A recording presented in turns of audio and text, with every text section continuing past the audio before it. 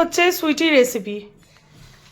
ওরে না, এটা হচ্ছে ব্রেড চপ বানাচ্ছে আজকে।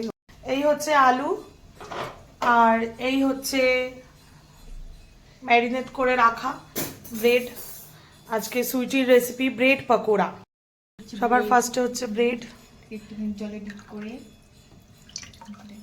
চেপে নেব। এর মধ্যে দিয়ে দিচ্ছে আলু মেখে রাখা,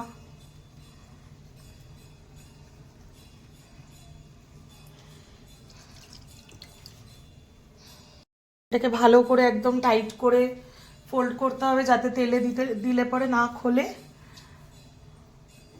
তারপরে এটাকে রাবার মধ্যে এরকম ভাবে ঘুরিয়ে নিতে হবে। এটা ও সুজি নিয়েছে, সুজি তো সুজি, হ্যাঁ সুজি নিয়েছে।